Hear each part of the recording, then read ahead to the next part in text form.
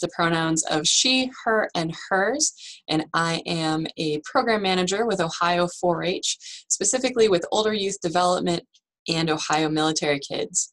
So as we get started today, I want to make sure that we are open-minded to the content as far as digital engagement, not only digitally but in person. So as extension professionals, as staff members representing the university, that all of our interactions with our clients and our students and 4-H families or farmers and other extension clientele, that we are representing the non-discrimination practices of Ohio State University, and we will get to that piece in the webinar. But first and foremost, because we'll be talking about gender, sexual orientations, gender identities, and those various differences in human diversity, I just want to thank you for the time that you're putting into learning a little bit more about a topic that you might not have had a lot of exposure to elsewhere, which is why I want to ask the audience, and Danae will pull up our first poll, to see if you've ever attended a virtual or in-person training for diversity on gender and sexuality for your profession, either within the last year, yes, but over a year ago, no, but I've seen offered trainings, or no, and I have not seen any offered trainings other than today. So if you could go ahead and take a moment to respond to that while I finish up with our introduction, that would be great. We'll leave the poll open for about a minute for you to respond. So speaking from my experiences as a 4-H camp director, a program manager, and advocate for equality in our 4-H programs and extension work, I recognize that I am not your only person or resource in what there is to know about gender, sexual orientation, and human diversity, nor do I claim to be an expert. But I am willing to share my perspective based on experience with the 4-H program and how I have responded to the requests for additional support, especially for folks of LGBTQ identities and my colleagues who have asked questions in how to better support their audience. So as we're looking at the poll results, I see that within the last year, just under half of you have been able to attend a virtual or in-person training for this topic. Less than half of you have attended, but over a year ago. And then another 50% total, just under that, have either seen offered trainings or have not ever seen offered trainings. So I'd like to recognize that within Ohio State University, there will always be an opportunity to learn more about diverse audiences, and I will be sharing those resources near the end of our slideshow today. And you can obviously share those for your colleagues, for your clientele, and whoever else might benefit from learning a little bit more. So as we get started, I want to look at the objectives of what we will do today. Number one is build awareness of the best practices to support LGBTQ plus youth and adults, as well as other minority statuses in extension programming. Recognize OSU's legal obligations in producing inclusive content, especially in our educational realms.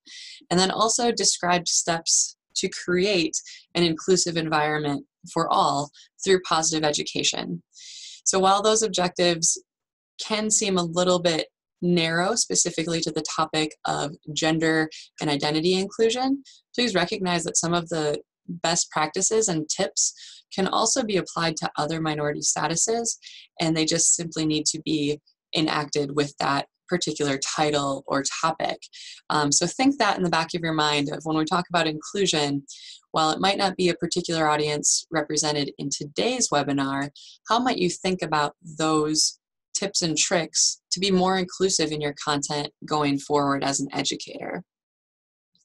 So my last disclaimer that I want to share is that some of what I might give today is specific to what we're working on within Ohio 4-H and Ohio State University Extension, but other uses of language or terminology might differ based on the root of its source. And so that I ask that as all of us are continuing to learn through developing identities, is that terminology is ever evolving and the acceptance to new vocabulary must be welcomed with an open mind. So at times, any of us can make a mistake or a misstep. And while it might be unintentional, just as myself might do it, recognize that we make errors as human and accept those apologies and move forward and make a better effort in the future. So if you see something in my slide set today that you think to yourself, oh, I've seen the opposite of this, or that really wasn't a good impression on my part, you can apologize and you can move forward and make a better step in your next opportunity as an educator. If you have questions throughout this slide deck, please feel free to type them in the chat. We will have opportunities for other question and answer at the end, but don't save everything for the end. We will try to respond as we go. So with that, I want you to think about the space in which you work. That space might be in a county extension office. It might be kind of remotely in a certain part of the state of Ohio. You might be on the road a lot, depending on what your job asks of you. Or perhaps you're located on one of our campus areas, such as Worcester or Columbus, and in an office setting. So what that space means to you might be different to those who come into your space. So I use this quote because thinking about that positive space that you create as an educator or staff member of Ohio State University Extension, let's make sure that we're continuing creating those positive spaces, not just in the place that you work, but in the places that you go out to, and expanding that reach, the true extension outreach of what we do. So as we move forward, the first thing we need to do is, break down some acronyms, which we are all very good at when it comes to OSU Extension. And the first is being LGBTQ+. In Ohio 4-H, we've been using LGBTQ+ as our full acronym, simply for our professional choice, but you might see this also referred to as LGBT, or it might even be expanded to have more letters in the acronym, but they serve the same purpose, to be inclusive. Some of these terms might be specific to a gender identity, which is different than a sexual orientation, and we will break those down for you right here.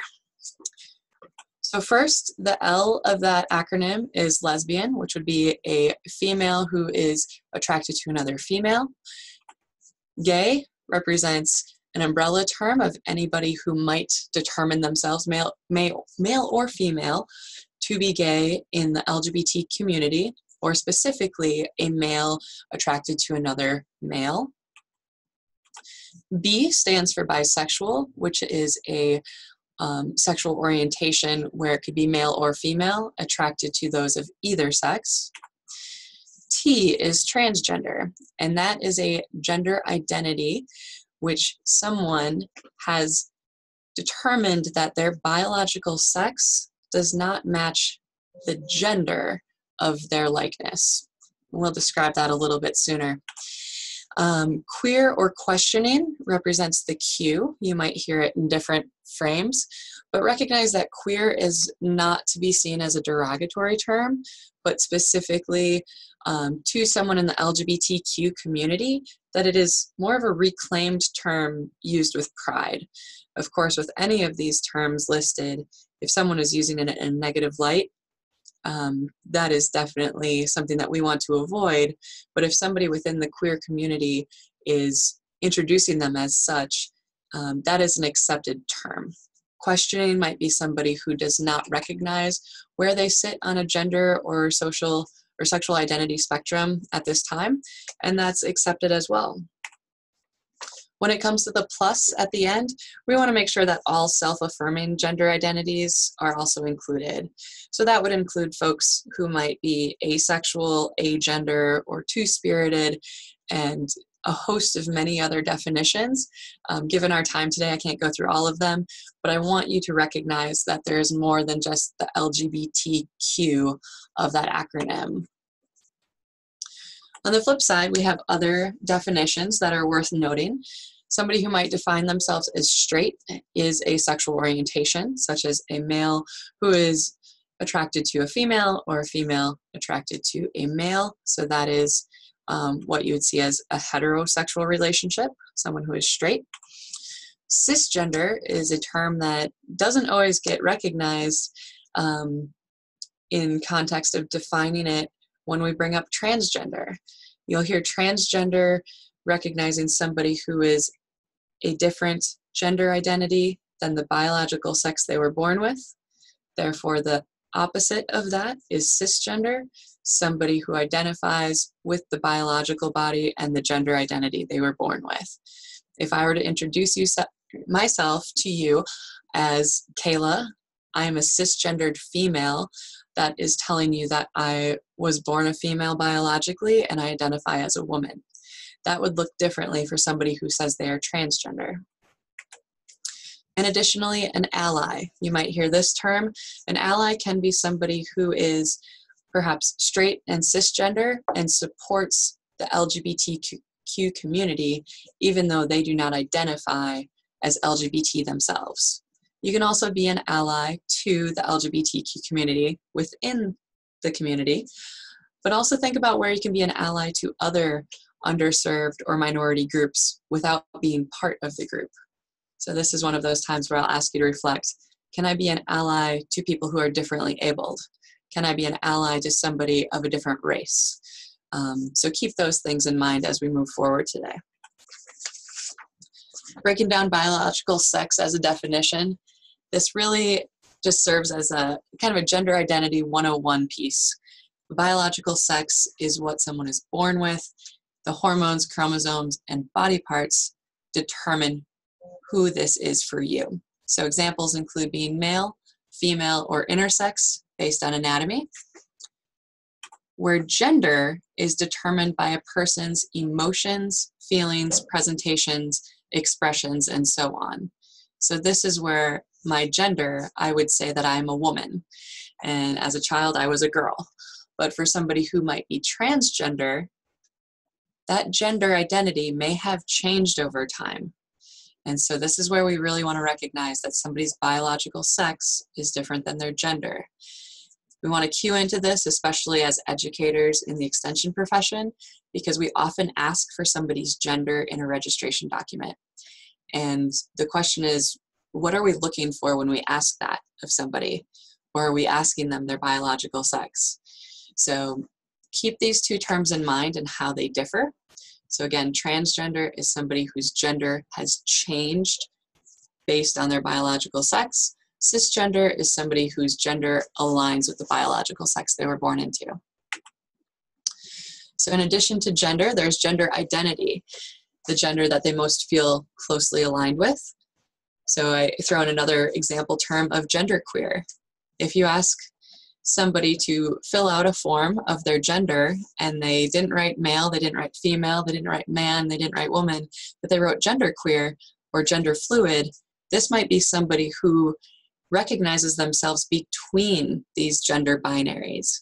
Gender binary is either that of a man, that of a woman, and we recognize gender on a spectrum.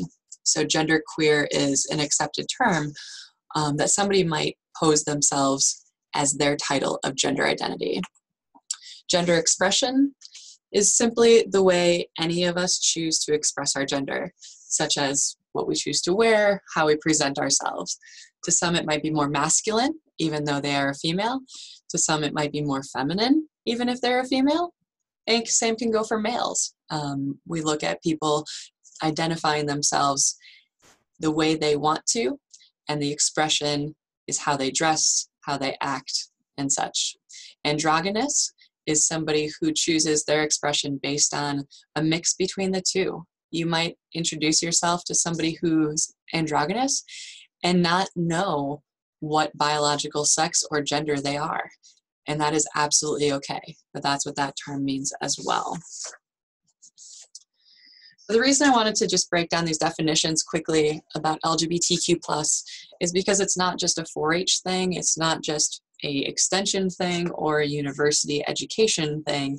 It is around the world. We recognize that folks come in all shapes, sizes, gender identities, races, religions, and other.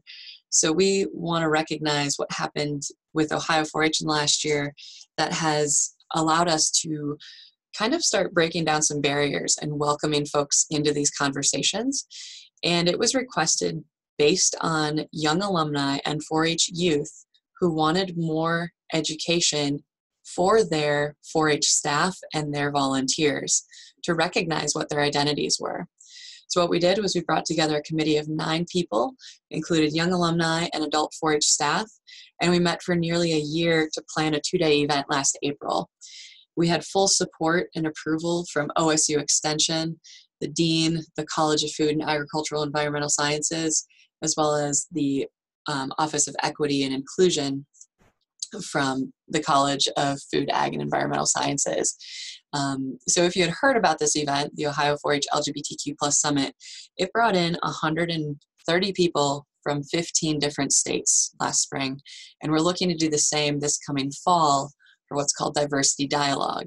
So if you're looking for more content based on what I'm presenting today, the Diversity Dialogue held on October 18th and 19th would be a great chance to be networking with other 4-H and extension professionals in ag and natural resources and family and consumer sciences, as well as administrators. Anybody who works with an extension outreach would be welcome to come to this year's version of the summit, which is called Diversity Dialogue. The other thing that we have done is we've adopted 4-H guidelines for inclusion of individuals of all gender identities, gender expressions, sexual orientations, and sexes, which was a document written by a Western Region 4-H Program Leaders Work Group. So again, I mention this because to my colleagues who are in the other entities of extension, such as ANR or FCS, you may not have the exact same document, but recognize that if 4-H is using these, that other extension programs are welcome to do so as well, because they fall under the umbrella of the inclusion of Ohio State University. To those of you on the webinar who are from 4-H, you have access to this document in our intranet. And if you need assistance finding that, please send me a message and I will get it to you. But really it comes down to the question of, why is this important? Why are we spending an hour on a webinar? Why are we creating these conversations? And what is it that we need to do as extension staff to keep this positive momentum of incorporating everyone? Specifically, ECOP, who is our governing body for extension professionals, stands for the Extension Committee on Organization and Policy, sent out this letter last August, this past fall, and it was sent to all administrators, and it is shared on their website, so it's accessible to all. But as you scanned through it, you recognize there might have been some escalated news items about inclusion regarding 4-H and extension services in the past year. As a group, ECOP worked together to create a statement, which I'm sharing on the next slide, which is the continuation of this letter, where their topic of focus is that ECOP encourages all cooperative extension programs to adhere to their land-grant university non-discrimination policy in the development and delivery of extension efforts designed to engage all people. This full letter from our Dean and Director from Nebraska Extension, who's the ECOP Chair, Chuck Hibbard, can be found at the long link listed there. But it has been shared, and we want to just remind our staff with Ohio State University Extension that we and our volunteers are bound to the land-grant university of Ohio State University and the non-discrimination policy set forth by OSU. So this letter gives us that state right to make sure that all of our programs are inclusive, that our staffing relations are inclusive, that our volunteer practices are inclusive. And if somebody ever brought up a question of why we are having discussions about LGBTQ youth and adult staff, and we're making these efforts, it is simply because we are following the mission of our land-grant university. So again, this letter can be found at that link below if you needed to share it with anyone else. So we want to think about, what is it that you or I or anybody else in Extension have done in the past or seen any of our other colleagues do to see what Ohio State University has done to make sure we're following this. We don't always see this policy written out on all of our documents, but I want to pay close attention to Ohio State University policy applies to our faculty, staff, students, student employees, which would include interns, your graduate associates, our volunteers, and any applicants. So keep in mind that volunteer piece, because as staff members, we have to walk the talk, but we also want to make sure that our volunteers who represent Ohio State University Extension are also inclusive to the following bases listed below.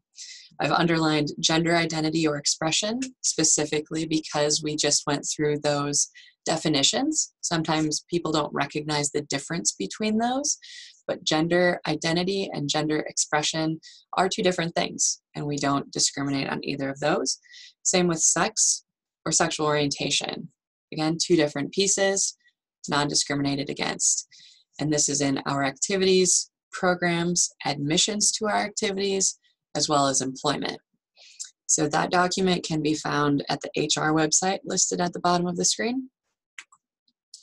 In addition, the non-discrimination notice from HR lists the following. This is something that you want to include in any and all of your documents, camp programs, invitations to events that you are hosting. There is a shortened piece of it that you'll often see in all of the CFAES branded templates. But if you are hosting an event, you can always feel free to copy and paste this into your language because it is coming from Ohio State University. At the bottom of that, it says see below for inquiries regarding the potential discrimination. At the end of this webinar, I do have a couple slides that host those topics for who to contact if there are any questions of discrimination. So hopefully none of us on this webinar or listening to it have had to relate the non-discrimination piece and do an investigation of if any of our activities were exclusive to any group, but specifically with this being about gender, sexual orientation, making sure that we are open, and that's the bottom line here. With that, gender divide comes in. What is it between men and women that might be a difference in how they are hired, how they are accepted as volunteers? Is there a discrepancy in pay? Is there a discrepancy in what roles they are allowed to have? And you can look at anything with Ohio State University HR to know that there is no discrimination towards somebody's gender or biological sex.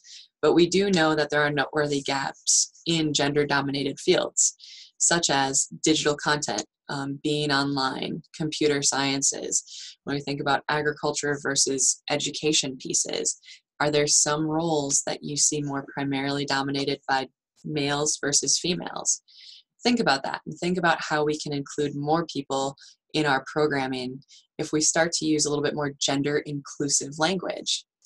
I chose to share the Department of Women's Gender and Sexuality Studies link here because some of those folks are your experts to respond to. I also want to name a CFAES employee from program design and evaluation, Amy El-Hadi, who also would have been able to present on this webinar specific to gender divide. So please utilize your resources there when it comes to gender. After giving some background here, recognizing that all of us are expected to uphold the non-discrimination rights of Ohio State University, I'd like you to jump in the chat box and express ways that you've seen either digital content that you or your office has shared or others to incorporate diversity. Because again, sometimes we are communicating online and people aren't seeing our faces. They might not be seeing somebody's physical diversity, but how do we express that in an online forum? How is it expressed in a, perhaps a letter that you write or an invitation that you share? So go ahead and share in the webinar chat box. Should be able to open that up and just type into all panelists. And maybe some of this doesn't specifically relate to gender identity and diversity, but maybe it's with equal opportunity statement or accessibility. So I'd like to share, hopefully at least 3 different examples here. I'm seeing one shared that the non-discrimination policy text is at the bottom of news articles. Those are put in the newspaper on a weekly basis. That is awesome. That's exactly what's expressed and expected to be done.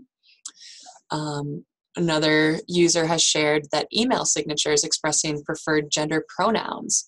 That is an option to include that when you create an email signature through the OSU branded website.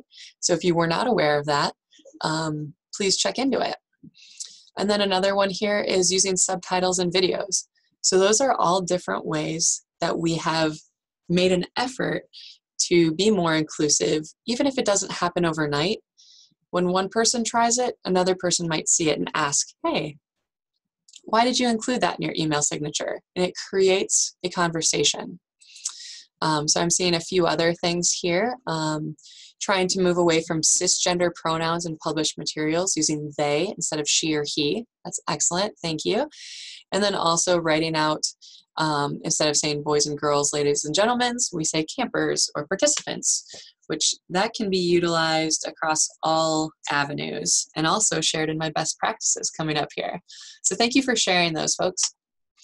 So best practices, here it is. Some of those that you've already explained and some that I will go through. Here's a quick excerpt from the top of the letter from 4-H Leadership Camp. It's underlined in red for the purpose of this webinar, but it is not underlined in red when the campers receive it. But we include the statement that camp is an inclusive and affirming camp experience. We just put that out there. We share that the campers will live in a cabin group of the same gender and participate in leadership camp programs and activities with a mixed gender program group. This is important to know when it comes to camp because it is boys and girls and all gender identities represented are going to be involved. And then we include the nice long statement specific to our non-discriminatory basis. Feel free to use this similar text in any program, 4-H or otherwise. But when it comes to Ohio 4-H, we know that when our young people register on 4-H Online, they're expected to fill out a box that says male or female. When it comes to their health forms, these are confidential. So if a child or an adult is filling out this health statement, they need to circle either male or female. There's no other option. The only other potential option would be intersex, but at the end of the day, everybody has a biological sex assigned to them, male or female. The only reason that this comes into play is because when we are caring for the health of a young person at our program, we need to know their biology in case we need to take them to the hospital for something, in case our nurse needs to treat them, because male and female bodies are different. But that looks different from asking somebody to fill out their gender. Looking at these names, perhaps this is a camp roster, you could look at first and last names and make an assumption based on what their gender might be. But until somebody has filled it out and says that they are a male or a man or a boy or a female or a woman or a girl, or perhaps they're agender or gender fluid, you're not going to know who Taylor is, perhaps Taylor Swift, or perhaps Blake Shelton. We know these names might be gender neutral, but we don't know their gender unless the individual has chosen to share it with us.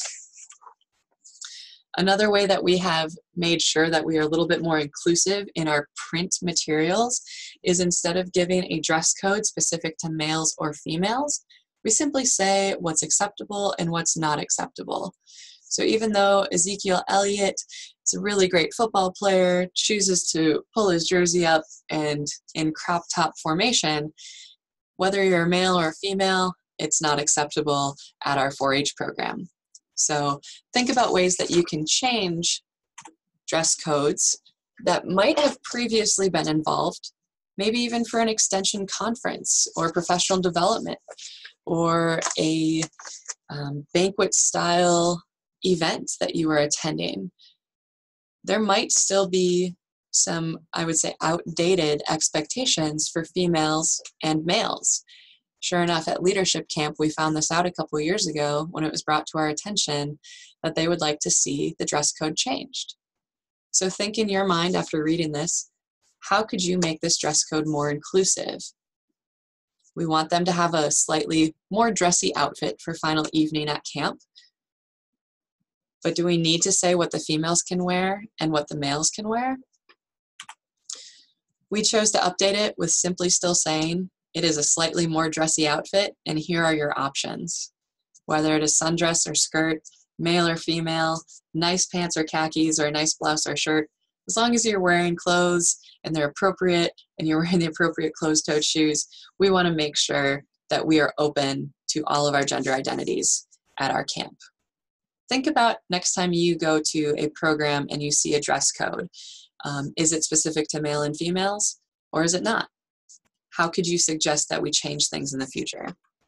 So those are just a few examples from Ohio 4-H that we have used and can be adopted elsewhere in Extension.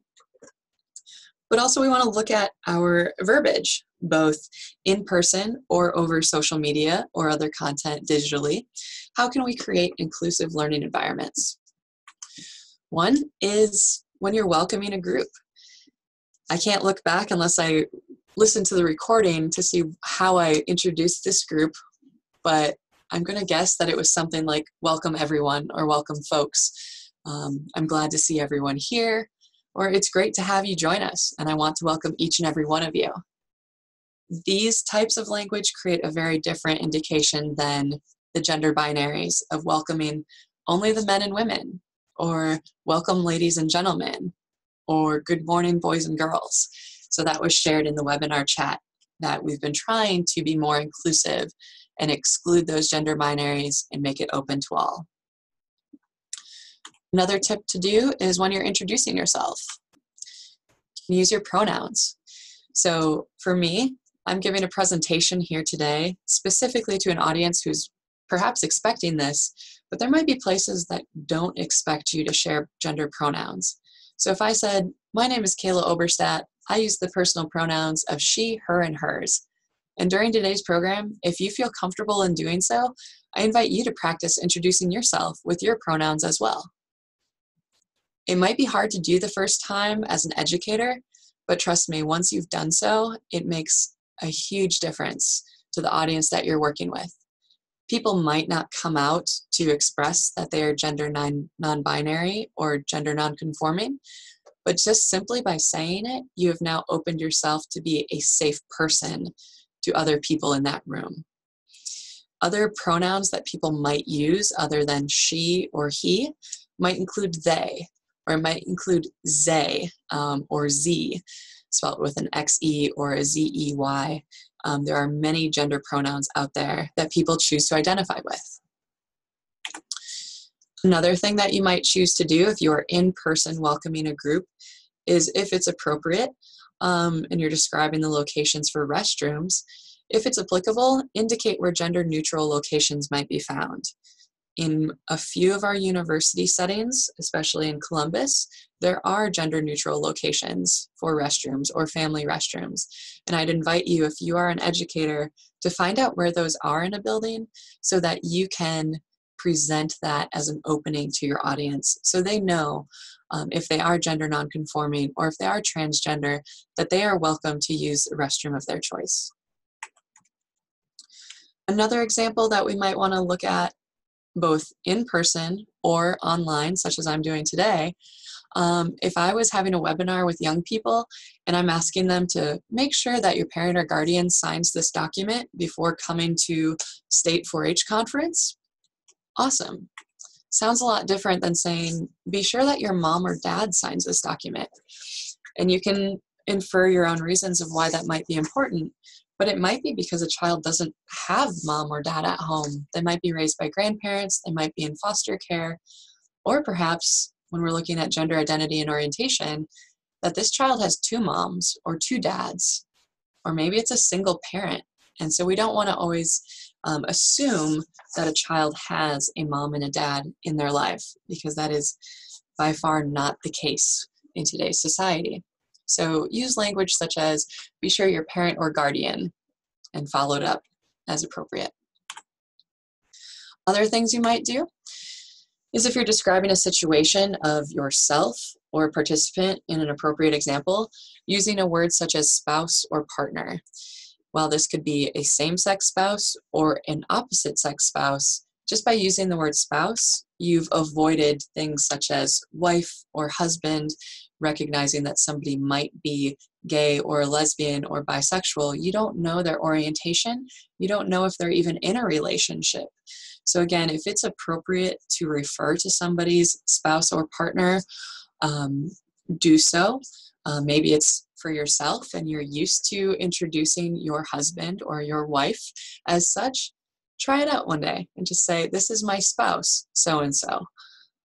It can be a change in practice, but again, things don't get easier until we try. And then also in registration materials, I alluded to this earlier, especially with 4-H, we like to allow individuals to fill in their gender. So on a document, such as that camp roster, you see someone's first name, they fill it in, their last name, they fill it in, their gender, and they fill it in, just like they fill in their own shirt size or they fill in their eye color. It allows them to self-identify, including if they preferred not to answer this question. And that only becomes an issue if we're reporting and we want to make sure that we have everybody accounted for. But if they do not disclose, that is simply a tally under that column of preferred not to answer. And that looks different than having a checkbox for only male or only female. Speaking to colleagues within Ohio State University, we know that 4-H, through 4-H Online, only allows somebody to be male or female. And again, biologically, that might be the case, but then later on at another event, each event allows them to write in their gender, just like they write in their name, just like they can write in their preferred first name that they want to be called. If, excuse me, for any reason you don't have the option to put in a blank line, if there are drop downs that only allow you to click male, female, or other, I highly, highly, highly suggest that you avoid the language of other gender, because if you are male or female, you might know which one to click, and if you determine that you don't fit in those gender binaries, put yourself in the shoes of what it would be like to have to click that you are an other, and that is simply unexcusable. So if gender indication is required in an online or paper form, and you have to do checkboxes, include the option for any gender not listed with a blank if they can fill it in, or prefer not to disclose.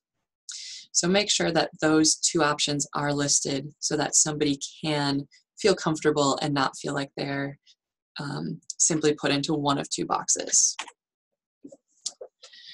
So one of the other ways that you can do this, both as a staff member in person or online, I asked for some of these suggestions in the webinar chat, was pronoun usage. You see a few buttons up there in the right-hand corner. Those are buttons from the Ohio State University Multicultural Center, as well as our 4-H LGBTQ Summit, is using your pronouns in person or over a webinar when you're introducing yourself, or in your email signature. It doesn't take much more than a line to simply put he, him, his as preferred pronouns after your name. Maybe you have a safe space indicator. This example, the safe zone sticker, can be found outside my door as well as other colleagues in the state 4-H office, but anybody in Ohio State University could be trained and have this safe zone indication put on their place of work. The other thing is perhaps becoming an ally is feeling more comfortable to somebody who doesn't affiliate with the LGBTQ community, but wants to have a visible support network. Putting up a pin or a button or a magnet that says ally shows that you're inclusive to those folks who might be in the LGBTQ community. So this is a chance for our audience to respond back. I briefly mentioned the safe zone at Ohio State University, and I'm curious how many of our folks have gone through it. This is a much more comprehensive educational session that would teach you more of the LGBTQ 101 things to do, things to try, things to make your campus community more inviting, not just for students, but for staff members. So 3 options here are yes, and I have completed it, yes, and I have not been able to attend Safe Zone training, or no, I did not know that I could attend a Safe Zone training.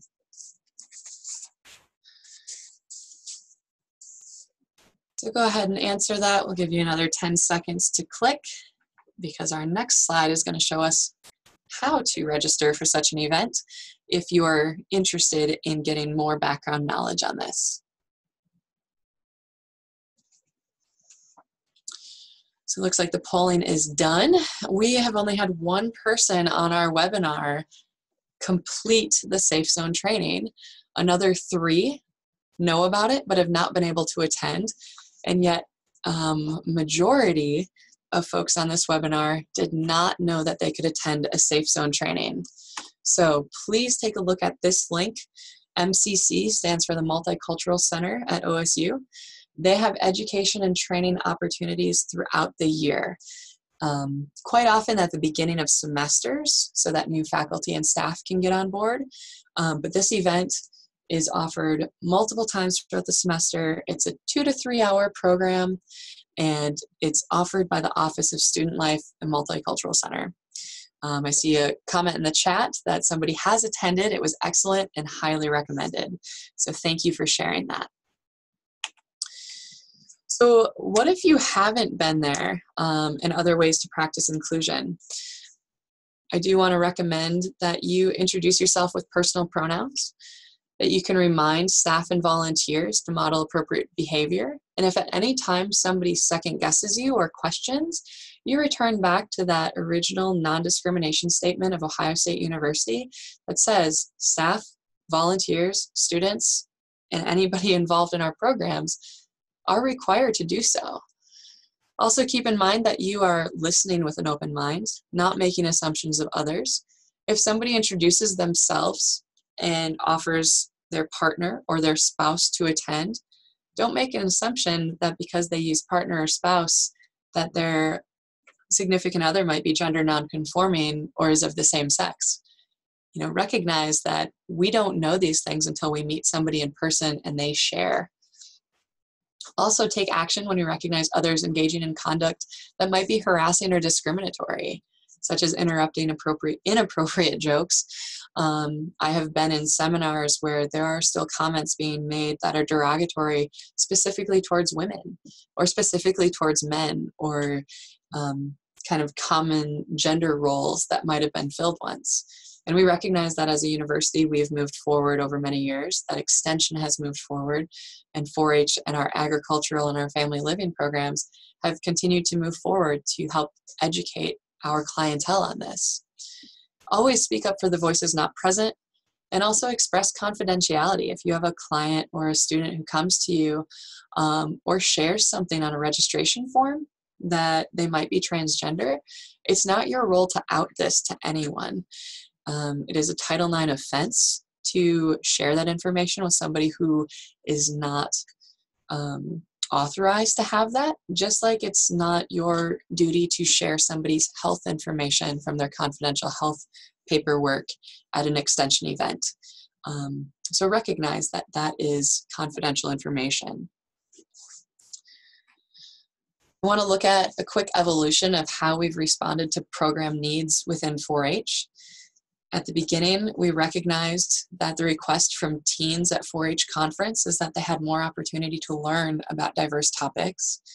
We recognized that there was a direct request from camp staff on how to take care of gender non-conforming members who come to camp and what cabins they might live in. And then also recognizing that coming out conversations were happening between our young people and volunteers and staff members who didn't know how to appropriately respond. So again, these are specific to 4-H, but think about your recognized needs in your program. What requests or observations have you seen? Then we move to the middle column of how we've implemented action. We've offered additional sessions at Ohio 4-H Conference. We've prepared a new program of the LGBTQ Summit last year, and we include staff training as well as curriculum that is peer-reviewed on doing things such as personal pronouns and gender identities. The results is that we've had more pronoun use at leadership camp. It's listed on people's name tags if they choose to participate. We had over 40 of our Ohio 4-H staff attend the summit, and some of our extension professionals and administrators were also there. We've given multiple presentations to camp managers and directors. We've given presentations at the National Land Grant Diversity Conference and many other opportunities, such as this one today, because there's been a request for this information. And in addition, the continued education is happening at the 2019 Diversity Dialogue coming up in October. So giving us time to reflect on a lot of information in a short 45 minutes, I want you to think back to some of the slides shared of best practices, to think back to some of the slides shared on language to use, and describe one takeaway that you would utilize in your work within the next month. So I invite you to share that with however you feel comfortable. Maybe there are things you are already doing, and this webinar has prompted you to think about a new way to share this information. I do see as I look at the chat that the link I might have included, the webpage was not found, but Danae has linked in a new URL there that should get you there.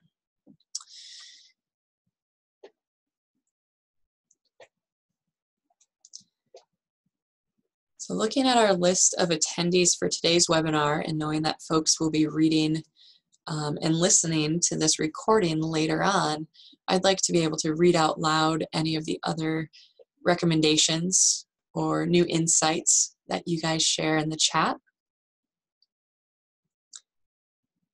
Right here is an opportunity for me to apologize by using the term guys to a group of audience who represent more than likely a gender complexity of both guys, gals, non-gender conforming, and anywhere in between on the gender spectrum. So again, recognizing that we make missteps. So I want to recognize that all of you are including your input in the chat box. I see that one person recognizes that they'd like to be trained to have a safe zone. So definitely look at that link. Another panelist has suggested being more sensitive in the way that we address groups and constituencies. And that can be done very easily with change in terminology. And it can be difficult at first because we've been groomed to speak certain language throughout our life. And until you take a moment to pause and reflect, what might that be like if it was a different audience member who feels like they haven't been included? Then you think through, how do I make them feel included? I see some other options here. People are responding by using pronouns, adding to their email signature. Somebody's going to look over their surveys to make sure that if they're asking about gender, that it's written to be more inclusive. That's excellent. I really like the suggestion of purposely address audiences as y'all. That is definitely an appropriate, all-affirming, gender-inclusive salutation to a group of people. So these are excellent ideas. Thank you, everyone. I see one specifically say, changing all of our registrations to have gender option to be filled in instead of the check boxes for male and female. And I want to recognize that this might create a little bit more extension work on the backside, Excel spreadsheets and such, to type in what somebody has responded with instead of it autofilling. But trust me, in the experience of working with young people who say, this was my first time that somebody asked me what gender I preferred and how that changed their involvement in a program.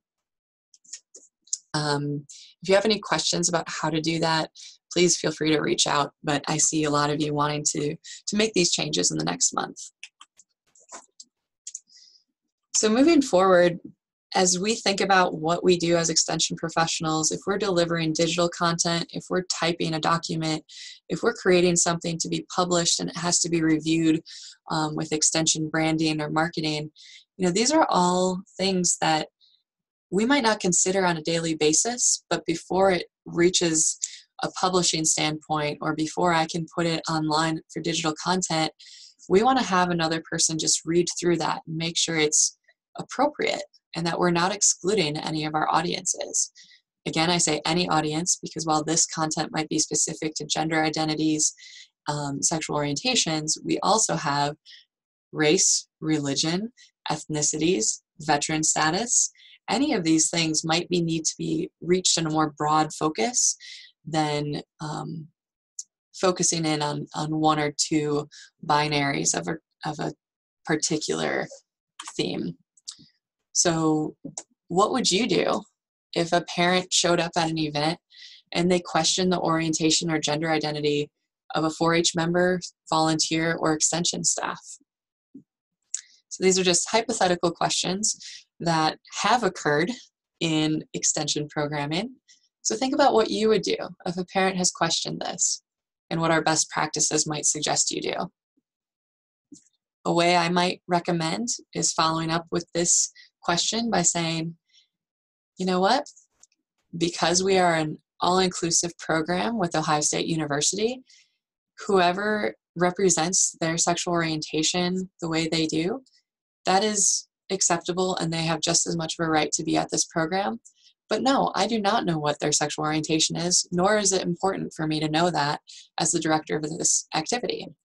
Or if someone's asking about gender identity, again, it's a Title IX offense to out somebody if they are gender nonconforming or transgender or sharing that information.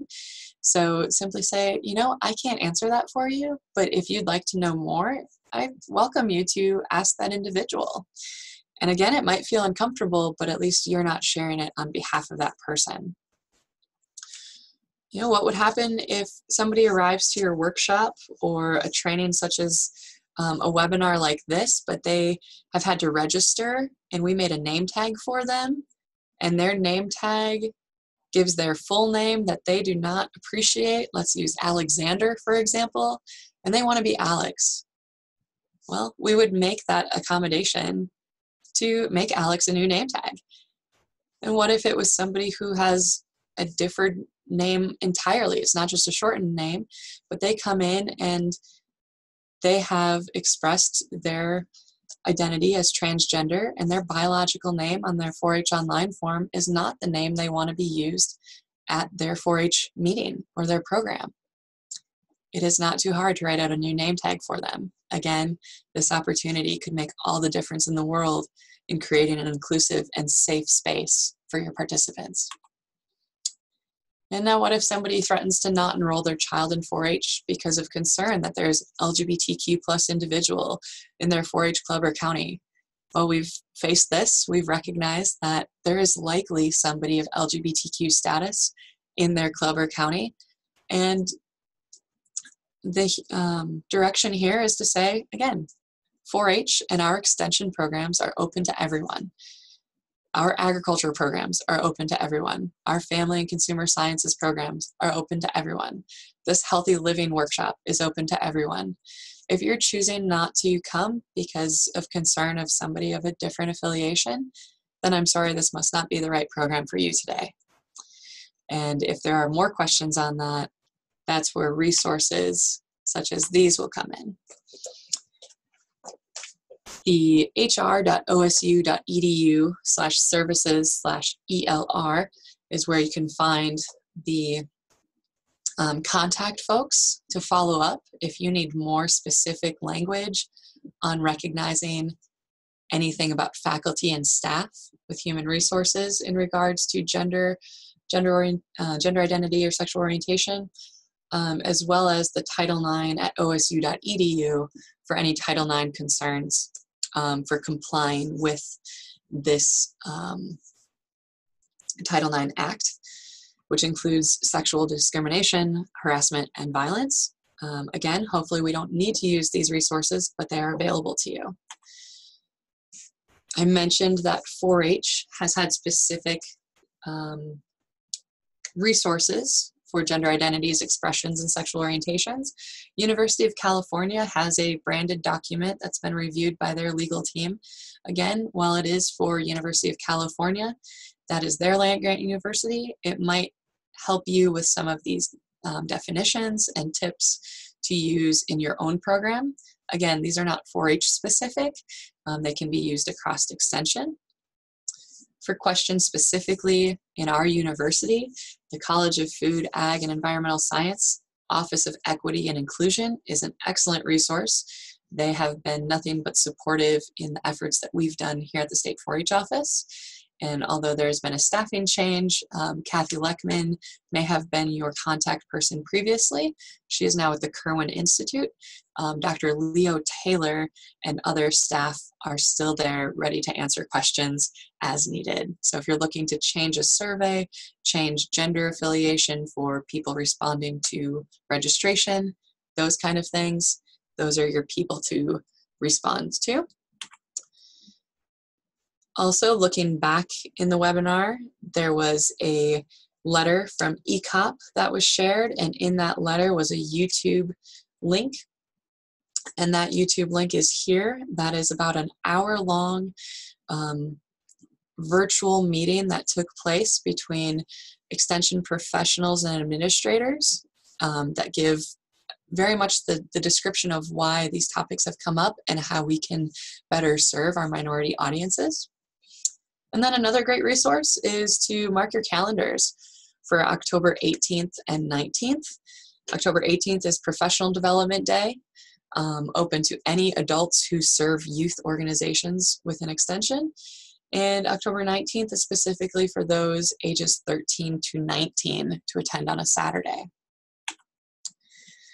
So with that, I mentioned that my name is Kayla Oberstadt. I use the pronouns she, her, and hers. I welcome you to email me or give me a call here at the State 4-H office.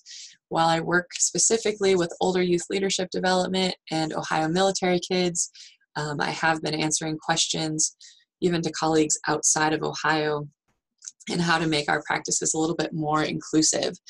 I see a question about the presentation links. So going back to the resources here, I know it's a lot to write down if you're trying to jot those down or screenshot them, but I'm going to ask that Danae also shares like a copy and paste of these links so you can go right to those sources. So there they are. With that, I want to thank you all for your time and joining us. We had a great audience. I know it can be a lot to sit and listen to, but the engagement in the chat box was excellent. And I'd like to invite you, if you want to stay on the chat box for Q&A, I will stick on for about 15 minutes if there's anyone who'd like to join us. But with that, I believe we will end the recording here. And I'd like to thank you all for making this effort today, and especially for making the effort to make change in your digital content, your in-person content, and moving forward to continue making Ohio State University and Extension a great place to work and share with our clientele. So thank you.